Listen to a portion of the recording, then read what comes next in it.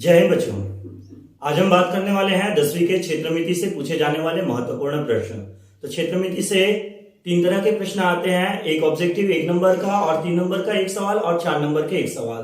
तो आज हम बात करने वाले हैं 3 नंबर के सवाल किस तरह से पूछे जाते हैं और इन सवालों को कैसे हल किया जाता है। यदि आप मेरे चैनल को सब्सक्राइब नहीं किए हैं तो मेरे चैनल को सब्सक्राइब कर लीजिए और देखते रहिए पूरा वीडियो। तो चलो आज हम बात करते हैं 3 नंबर के सवाल किस तरह से आते हैं। तो क्षेत्रमिति में मुख्य रूप से 3 टॉपिक में ही आज आपका सवाल पूछा जाएगा, एक तो बेलन, दूसरा शंकु और तीसरा गोला या अर्धगोला। ठीक है, तो चलो हमारा प्रश्न नंबर पहला 3 नंबर के सवाल में प्रश्न ये बोल रहा है कि एक बेलन का व्यास 14 सेंटीमीटर और ऊंचाई 10 सेंटीमीटर है। ठीक है, प्रश्न में बोलता है क्या बेलन का व्यास 14 सेंटीमीटर और ऊंचाई 10 सेंटीमीटर है, तो बेलन का वक्र पृष्ठ ज्ञात कीजिए। अब देखिए बेलन से रिलेटेड सवाल में आपको ये 3 सूत्र याद रखना है। सबसे पहला होता है बेलन का वक्र पृष्ठ। तो बेलन का वक्र पृष्ठ का सूत्र होता है क्या, 2 पाई आर एच। ठीक है, दूसरा सूत्र होता है बेलन का आयतन। आयतन का सूत्र होता है क्या, पाई आर स्क्वायर एच। ठीक है, और बेलन का संपूर्ण पृष्ठ, तीसरा सूत्र बेलन का संपूर्ण पृष्ठ होता है 2 पाई आर कोष्टक में r प्लस एच। ठीक है, आपको ये तीनों सूत्र याद रखना है बेलन के कभी भी सवाल आए तो। बेलन का वक्र पृष्ठ होता है 2 पाई आर एच, आयतन होता है पाई आर स्क्वायर एच और संपूर्ण पृष्ठ होता है 2 पाई आर प्लस एच। ठीक है, तो चलो हमें जो प्रश्न दिया है उसको हम हल करने का प्रयास करते हैं। एक बेलन का व्यास, ठीक है, हमको जो दिया है सबसे पहले दिया है बेलन का व्यास। तो बेलन का व्यास हमको दिया है कितना, 14 सेंटीमीटर, और हमको ज्ञात करना है वक्र पृष्ठ। तो वक्र पृष्ठ का सूत्र होता है 2 पाई आर एच। दो तो अंक है, पाई का मान 22/7 होता है, आर जो होता है वो त्रिज्या होता है और एच का मतलब होता है ऊंचाई। तो हमको व्यास दिया जाता है, तो कभी भी व्यास दिया जाए तो वहां से आप त्रिज्या निकालना। त्रिज्या होता है क्या, व्यास का आधा, मतलब 14/2। ठीक है, अब यहाँ पे लिख सकते हैं व्यास बटा 2, तो 14/2, तो 14 में 2 को डिवाइड करो तो 2 सत्ते 14। यदि व्यास आपका 14 सेंटीमीटर है तो त्रिज्या उसका आधा मतलब कितना होगा, 7 सेंटीमीटर। तो अब देखो बेलन का व्यास हमको 14 सेंटीमीटर दिया था, हम वहां से निकाल लिए क्या, त्रिज्या, तथा बेलन की ऊंचाई हमको दिया है क्या, ऊंचाई। तो बेलन की ऊंचाई, देखो त्रिज्या को रेडियस बोलते हैं, आर से दर्शाते हैं, और ऊंचाई को हाइट एक्स से दर्शाते हैं। तो बेलन की ऊंचाई हमको दिया क्या है, 10 सेंटीमीटर। अब हमें क्या ज्ञात करना है, बेलन का वक्र पृष्ठ। तो देखो बेलन का वक्र पृष्ठ का सूत्र अभी मैं लिखाया 2 पाई आर एच। तो यहाँ पे आप सूत्र लिख दीजिए क्या, बेलन का वक्र पृष्ठ। ठीक है, बेलन का वक्र पृष्ठ, तो वो सूत्र होता है क्या, 2 पाई आर एच। ठीक है, तो अब हम इसमें मान रखते हैं। चलिए मान रखते हैं, 2 का मान तो 2 ही है, पाई का मान होता है 22/7। आपको ये याद रखना है कि पाई का मान जो होता है वो 22/7 होता है या 3.14 होता है। आर का जो मान है वो हमको कितना दिया है, तो त्रिज्या रेडियस आर का मान हमको दिया है 7 गुना एच का मान हमको कितना दिया, हाइट दिया है हमको क्या, 10 सेंटीमीटर। ठीक है, तो बेलन का हमको मिल गया क्या, वक्र पृष्ठ का सूत्र 2 पाई आर एच, 2 का मान 2, पाई का मान 22/7, आर हमको दिया है 7 सेंटीमीटर और हमको ऊंचाई दिया है कितना, 10 सेंटीमीटर। अब इसमें यदि कट रहा है तो आप काट दो, 7 और 7 कट गया, क्या बचा, 2 गुना 22 गुना 10, तो 22 दूनी हो जाएगा कितना, 44 गुना 10, और 44 दहम, तो 44 दहम इसको आप गुना कर लो, 44 दहम हो जाएगा 440। अब एक चीज और याद रखना है कि वक्र पृष्ठ का जो मात्रक होता है वो वर्ग में आता है। तो वर्ग, अब हमको क्वेश्चन सेंटीमीटर में दिया है तो आप लिखोगे वर्ग सेंटीमीटर। ठीक है, तो आपको कुछ नहीं करना है, जो भी प्रश्न में दिया है 3 नंबर के सवालों में, जैसे व्यास दिया है 14 सेंटीमीटर, व्यास लिख दिए, या यहाँ पे आपको त्रिज्या भी दिया जाएगा। यदि व्यास दिया तो आप त्रिज्या निकालना, त्रिज्या दिया तो रहने देना। ठीक है, ऊंचाई हमको दिया था, वक्र पृष्ठ बोला तो हम वक्र पृष्ठ का सूत्र लगाए और ये हम मान रखे तो हमें ये मान पता चल गया। और लास्ट में मात्रक भी लिखना है कि बेलन का वक्र पृष्ठ वर्ग सेंटीमीटर या वर्ग मीटर जो भी रहेगा आपके क्वेश्चन के अनुसार। ठीक है, तो ये क्वेश्चन है बेलन का जो 3 नंबर में पूछा जा सकता है। देखिए एक और क्वेश्चन मैं लिख दिया हूं, बेलन में 3 नंबर के क्वेश्चन कैसे आ सकते हैं। तो देखो बेलन का व्यास दिया है 14 सेंटीमीटर, लगभग वही टाइप का क्वेश्चन है, तो हम इसको डायरेक्ट हल करते हैं। देखो दिया है, ठीक है, बेलन का व्यास, तो बेलन का व्यास हमको दिया है 14 सेंटीमीटर, तो यहां से हम लोग निकालेंगे क्या, त्रिज्या। त्रिज्या आर का मान होता है क्या, तो इसको आधा कर दो, 14/2 मतलब 7 सेंटीमीटर। ठीक है। बेलन का व्यास 14 सेंटीमीटर तथा ऊंचाई 13 सेंटीमीटर। अब देखो यहाँ पे ऊंचाई दिया, ऊंचाई हाइट बराबर कितना दे दिया 13 सेंटीमीटर। अब हमको पूछा गया है क्या बेलन का संपूर्ण पृष्ठ। देखो मैंने बताया कि बेलन में 3 तरह से ही क्वेश्चन आता है, वक्र पृष्ठ, आयतन या संपूर्ण पृष्ठ। तो हमें क्या दे दिया गया संपूर्ण पृष्ठ। अब हमें बेलन का संपूर्ण पृष्ठ ज्ञात करना है, तो सूत्र लगा देते हैं। ठीक है, सूत्र होता है क्या, बेलन का संपूर्ण पृष्ठ। तो बेलन का संपूर्ण पृष्ठ का सूत्र देखो 2 pi r h r plus h. ठीक है, 2 पाई आर कोष्टक में आर प्लस एच, आपको ये सूत्र लगा देना है। ठीक है, आपको ये तीनों सूत्र लिख लेना है, याद करना है और इन सवालों को बना के देखना है, तभी आपके अच्छे एग्जाम में अच्छे नंबर आ सकते हैं। तो चलो बेलन का संपूर्ण पृष्ठ 2 पाई आर कोष्टक में आर प्लस एच है। तो चलो मान रखते हैं उसमें 2 का मान तो 2 ही होगा, पाई का मान होता है 22/7 गुना आर का मान हमको दिया है, तो आर का मान हमारा कितना है 7 सेंटीमीटर गुना आर प्लस एच, मतलब 7 प्लस एच का मान हमको दिया है कितना 13 सेंटीमीटर। तो ये हम इसका मान रख देते हैं। देखो 7 और 7 ये कट गया, तो क्या बचा 2 गुना 22 गुना 7 और 13 कितना हो जाएगा 20। तो 22 गुनी कितना हो जाएगा 44 गुना 20, 2 चौक 8, 2 चौक 8 और ये 0 मतलब 880। अब संपूर्ण पृष्ठ का भी मात्रक वर्ग सेंटीमीटर ही होता है। ठीक है, संपूर्ण पृष्ठ का भी मात्रक वर्ग सेंटीमीटर में होता है। यदि ये क्वेश्चन में आपको आयतन ज्ञात करना दिया जाता तो आप आयतन का सूत्र लिखाते और आयतन का जो मात्रक होता है वो घन सेंटीमीटर में आता है। ठीक है, तो ये थे आपके 3 नंबर के 2 सवाल। आगे भी मैं और सवाल देता हूं, आप इन सवाल को स्क्रीनशॉट ले लीजिए या वीडियो को पॉज करके आप इस क्वेश्चन के हल को प्रश्न लिखकर और इसके हल को अपने कॉपी में नोट कर लीजिए। एग्जाम में इसी तरह से क्वेश्चन आते हैं।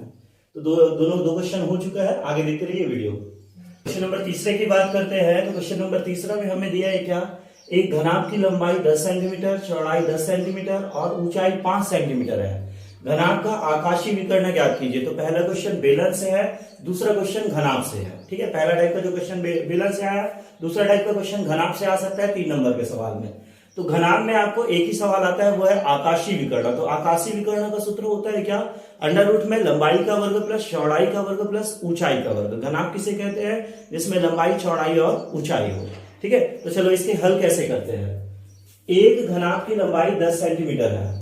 ठीक है, आपको जब भी घनाभ का सवाल दिया जाए तो आप सबसे पहले तो ये काम आपको करना ही है, दिया है करके, दिया है घनाभ में। ठीक है, आपको दिया है क्या लंबाई आपको दिया है 10 सेंटीमीटर। ठीक है, उसके बाद आपको दिया है चौड़ाई, तो चौड़ाई आपको ये भी कितना दिया है 10 सेंटीमीटर। देखो एक घनाभ की लंबाई 10 सेंटीमीटर, चौड़ाई 10 सेंटीमीटर और ऊंचाई 5 सेंटीमीटर है। ठीक है, तो चलो ये ऊंचाई लिख देते हैं हम कितने 5 सेंटीमीटर। अब हमको पूछा गया है क्या कि हमें घनाभ का आकाशीय विकर्ण ज्ञात करना है। ठीक है, तो घनाभ से एक ही क्वेश्चन आते हैं आकाशीय विकर्ण का इसी टाइप का। तो घनाभ का आकाशीय विकर्ण क्या होता है, तो इसका हम सूत्र लिखते हैं। देखिए ये सूत्र, आपको ये सूत्र याद रखना है। घनाभ का ठीक है आकाशीय विकर्ण, तो घनाभ का आकाशीय विकर्ण बराबर होता है अंडर रूट में लंबाई का वर्ग प्लस चौड़ाई का वर्ग प्लस ऊंचाई का वर्ग।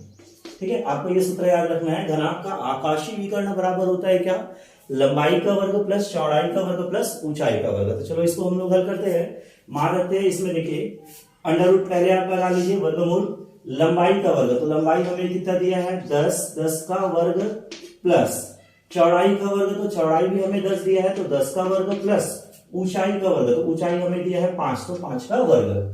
अब देखिए वर्ग का मतलब होता है उसी संख्या को उतनी बार गुना करो। जैसे 10 का वर्ग तो 10 गुना 10 कर दो, तो 10 दहम क्या हो जाएगा 100। फिर 10 का वर्ग आया तो 10 दहम 100। 5 का वर्ग मतलब 5 पंचे कितना हो जाएगा 25। ठीक है, तो इसको हम जोड़ते हैं तो 100 और 100 200, 200 और क्या होगा 25 कितना होगा 225। ठीक है, तो 225 हो गया ये। अब आपको क्या करना है, इसको आपको वर्गमूल निकालना है। तो जैसे 10 का वर्ग 100 होता है, तो वैसे ही 100 किसका वर्गमूल होता है 10 का। वैसे ही 225 किसका होता है, तो 225 होता है 15 का। 15 गुना 15 करोगे तो आपको कितना आएगा 225। तो ये इसका आंसर आएगा 15 सेंटीमीटर। ठीक है, हमको सेंटीमीटर में दिया गया है तो हम इसका आंसर लिखेंगे 15 सेंटीमीटर। देखिए जब भी आपको घनाभ का क्वेश्चन दिया जाए तो लंबाई, चौड़ाई, ऊंचाई जो भी दिया जाए आप उसको लिखना कि लंबाई इतना दिया है, चौड़ाई इतना दिया है, ऊंचाई इतना दिया है। आकाशीय विकर्ण का ही सवाल आना है 10वीं में, तो आकाशीय विकर्ण का सूत्र ये होता है अंडर रूट लंबाई का वर्ग प्लस चौड़ाई का वर्ग प्लस ऊंचाई का वर्ग।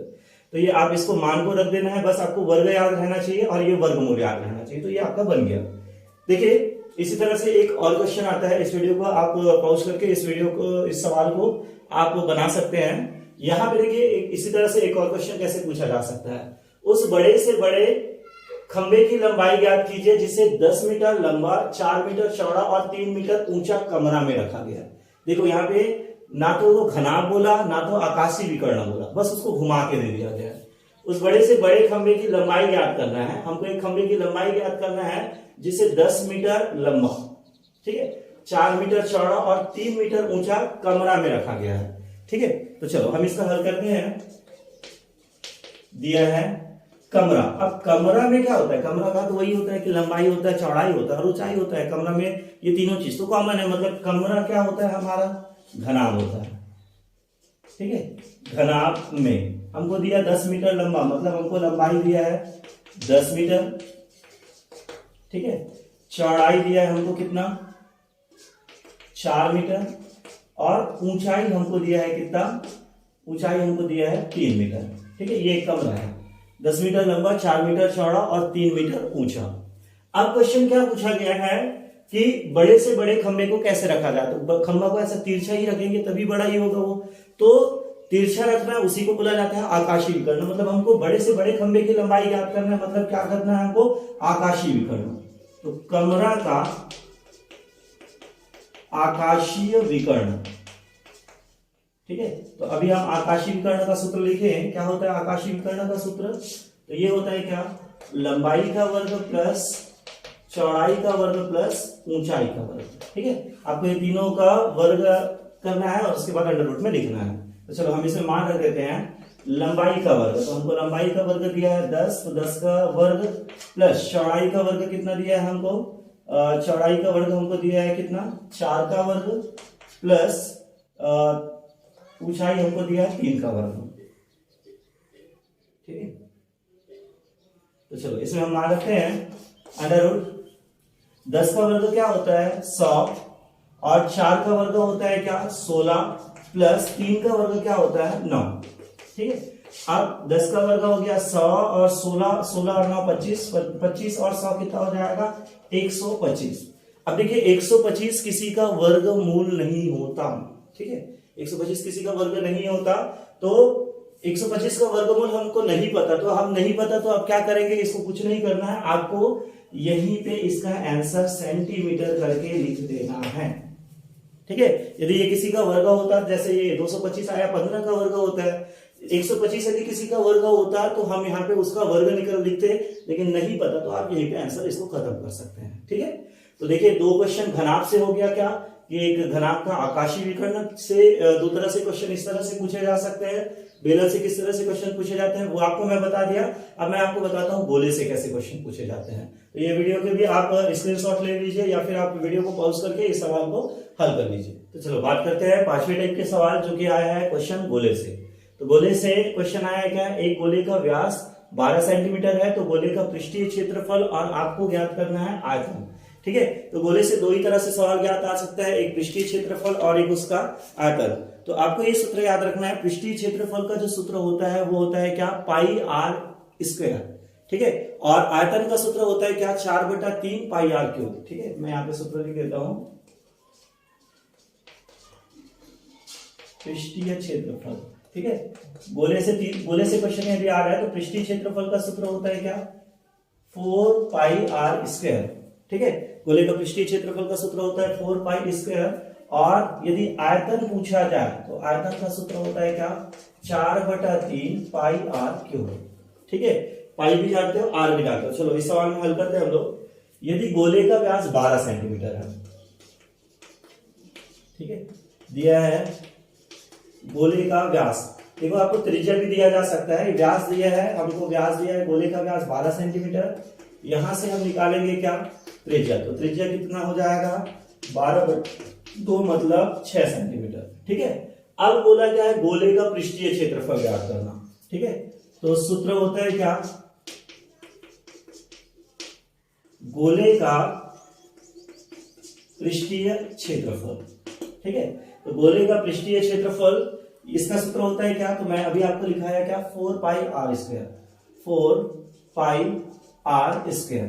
ठीक है, अब हम इसमें मान रखते हैं, चलिए मान रखते हैं, तो 4 होगा। अब देखो पाई का मान 22/7 होता है, तो ये मान आप तभी रखना जब जो आपका जो जैसे मान पाई के बाद आपको आर दिया है, तो आर 7 के पहाड़ा में आ रहा है, तब आप मान रखना ताकि वो कटे, नहीं कट रहा है तो आप मत रखना, रहने देना पाई को। पाई गुना आर स्क्वायर, तो आर स्क्वायर हमारा कितना है, तो आर का मान हमको दिया है 6 का स्क्वायर, तो 4 गुना पाई गुना 6 का वर्ग, मतलब 6 गुना 6 करो, तो 6 के कितना हो जाएगा 36। तो अब आपको 4 गुना 36 कर देना है, तो 4 गुना 36 करो, 6 चौक 24, 24 का 4 हासिल 2 और 3 चौक 12, 12 2 14। ठीक है, तो इसका आंसर आएगा क्या, 144 पाई, और मान रखोगे किसमें, वर्ग सेंटीमीटर। ठीक है, तो ये गोले का पृष्ठीय क्षेत्रफल हुआ। ठीक है, अब यदि आपको दूसरा पॉइंट इसमें एक और चीज पूछा है कि गोले का पृष्ठीय क्षेत्रफल ज्ञात कीजिए और गोले का क्या ज्ञात करना है, आयतन। तो आयतन का सूत्र ये लिखा गया है, तो हम उस सूत्र को लिख देते हैं, गोले का आयतन। ठीक है, तो गोले का आयतन होता है क्या, 4/3 पाई आर क्यूब। ठीक है, तो चलो इसमें मान रखते हैं 4/3 गुना पाई का मान हम फिर नहीं रखते, क्योंकि हमको आर का मान तो 7 के पहाड़ा में नहीं आता, तो मत रखना। ठीक है, आर क्यूब मतलब कितना दिया है, 6 की घात 3। ठीक है, तो 4/3 गुना पाई 6 की घात 3, मतलब 6 3 बार गुना हो जाएगा।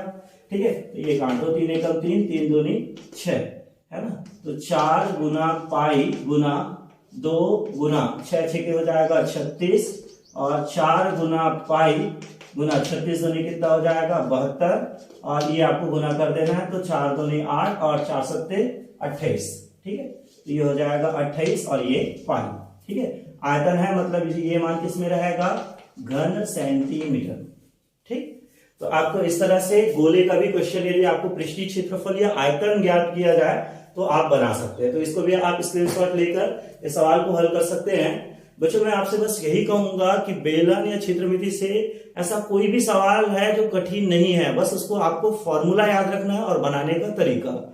यदि आपको यह वीडियो अच्छा लगा तो लाइक कीजिए और कोशिश कीजिए कि इन सारे सवाल को अपने कॉपी में नोट कीजिए, और इस वीडियो को ज्यादा से ज्यादा शेयर कीजिए क्लास 10th वाले बच्चों तक, ताकि उन्हें भी इस वीडियो का फायदा मिल सके। यदि मेरे चैनल को सब्सक्राइब नहीं किए हैं तो चैनल को सब्सक्राइब तुरंत कीजिए, और इस वीडियो को लाइक जरूर करना ताकि मुझे भी मोटिवेशन मिलते रहे। धन्यवाद।